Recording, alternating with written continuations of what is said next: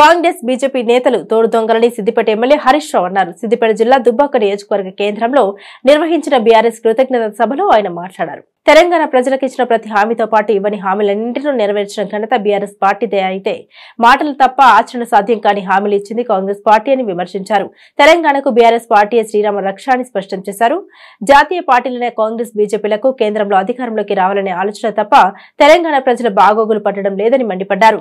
భవిష్యత్తులో ఢిల్లీలో గొంతు విప్పాలన్న రాష్ట్ర హక్కులు సాధించుకోవాలన్నా బీఆర్ఎస్ తోనే సాధ్యమని, కాబట్టి లోక్సభ ఎన్నికల్లో కాంగ్రెస్ బీజేపీకి బుద్ధి చెప్పి బీఆర్ఎస్ ను గెలిపించాలని కోరారు. ప్రజలకు ఇచ్చిన హామీలను నెరవేర్చేంత వరకు బీఆర్ఎస్ పోరాటం ఆగదని హెచ్చరించారు. కరోనా కష్టకాలంలోనూ ఉద్యోగులకు సగం వేతనాన్ని ఇచ్చిన కేసీఆర్ సర్కార్ ప్రజలకు మాత్రం అన్ని సంక్షేమ పథకాలు అందించిన విషయాన్ని హరీష్ రావు గుర్తు చేశారు. ఈ విజయం దుబ్బాక కార్యకర్తలని ఈ విజయం నీకే అంకితం చేసి మనం చేస్తాము.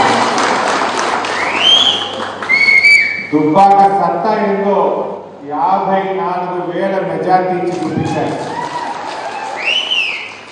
మాయ మాటలతో, మోసపూరిత వాగ్దానాలతో ఒక్కసారి మోసం చేయగలుగుతావు కానీ ఎప్పుడూ మోసం చేయలేవు అని అద్భుతమైన విజయాన్ని చూపించి కార్యకర్తలు దుబ్బాక అంటే మా గులాబీ పార్టీ అడ్డా అని చెప్పి మరొకసారి చూపించారు. తెలంగాణ ఉద్యమంలో కూడా సతీష్ అన్నాడు ఏమనుకోవద్దని, అనుకునేది నిజంగా కూడా తెలంగాణ ఉద్యమంలో అరెస్టులు జరుగుతున్నాయంటే ఫస్ట్ దుబ్బాకలు అవుతుంది. పోరాటం అంటే దుబ్బాకలు ఉంటా ఉంటుంది, ధర్నాలంటే దుబ్బాకలు ఉంటుంది, రోడ్ ఎక్కుడంటే దుబ్బాకలు ఉంటుండే. అదే 17 సెప్టెంబర్ జెండా ఎగరేయాలంటే దుబ్బాక ఎంఆర్ఓ ఆఫీసులో ఎదుగుతుండే. ధర్నాలకు, పోరాటాలకు, తెలంగాణ ఉద్యమానికి పుట్టిన ఇల్లు మన దుబ్బాక గడ్డ. అదేదో దురదృష్టవశాత్తు ఒక్కసారి మిస్ అయింది కానీ తిరిగి మళ్ళీ ఒకసారి బీఆర్ఎస్ పార్టీ కంచు కోట ఈ దుబ్బాక కృషి చేస్తారు. ఈ విజయం ముమ్మాటికి మా బీఆర్ఎస్ సైనికులని, మా ఉద్యమకారులని చెప్పి మనం చెప్తాము. నిజంగా మీకు నేను ఎంత చేసినా మీ రుణం తీర్చుకోలేదు. మా గౌరవాన్ని నిలబెట్టారు. పోయినసారి నేను చాలా బాధపడ్డా, అయ్యో పోయింది అని.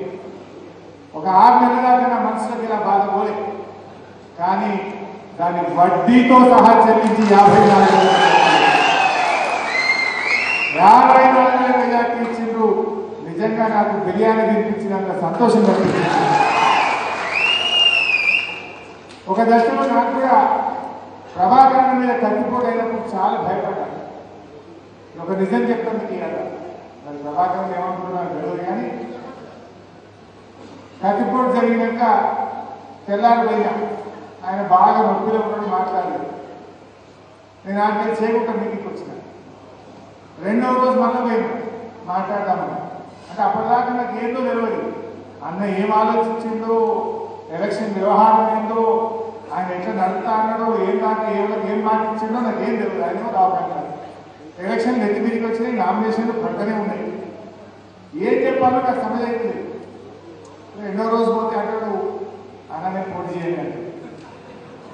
ఎందుకే అన్న ఏం రాజకీయాలన్నా నేను ఎవరికైనా సీమ కన్నా హాని చేసిందా, నేనేమన్నా తప్పు చేసిందా, ఎవరిని పల్లెత్తు మాట అన్నా, ఇదే కత్తిపోతన్నా ఏమైనా అంత మంచిగా అనిపిస్తలేదు రాజకీయాల్లో. అంటే నేను ధైర్యం చెప్పి అన్న నీలాంటి మంచి దుబ్బాకలు కావాలి, నీలాంటి మంచి వాళ్ళు ప్రజలకు ఉండాలి, నువ్వేం భయపడకు, నేనున్నా, నేను బాధ్యత తీసుకుంటా, అవసరమైతే సిద్దిపేట ఇచ్చిపెట్టి దుబ్బాకలు కూర్చుంటా, నువ్వు ధైర్యంగా ఉండు అని చెప్పినాక కూడా అంటే ఒక్కరోజు టైం చేయాలి ఆలోచించుకుంటాను. మీరందరూ ఫోన్ కొట్టే నాకు ఏం చెప్పాలో వెళ్తలేదు, మీకు ఏం చెప్పాలో తెలియదు, ఆయన ఏమవుతాడు. అంటే ఒక మంచి మనిషికి ఏమైందంటే బాధ కలిగితే, ఎందుకంటే ఏదైనా తప్పు జరిగినప్పుడు శిక్ష పడితే తప్పు జరిగింది అని అర్థం చేసుకోవచ్చు. చేయని నేరానికి, చేయని తప్పుకు, ఏ పాపం ఎదగని వ్యక్తికి, ఎవరిని పల్లెత్తి మాటలని వాడు 10 ఏళ్ళు ఎంపీగా ఉంటే ఎవరు మనసు కూడా నొప్పించని వ్యక్తి, అందరి మనిషికి ఆజాత శత్రువు మన ప్రభాకర్ రెడ్డి. సో అలాంటి వ్యక్తి చాలా బాధపడ్డాడు. కానీ అప్పుడు నా పరిస్థితి నాకు ఇంకా గందరగోళం. అదే ఇది ఎక్కడ గెలవాలి, చెప్పాలంటే గిట్ అయిపోయాయని చాలా బాధపడ్డా నేను కూడా ఒక రోజంతా. కానీ చాలా రిక్వెస్ట్ చేసి మళ్ళా నువ్వు ఎందుకు వైద్యం పంపి నేను చూసుకుంటాను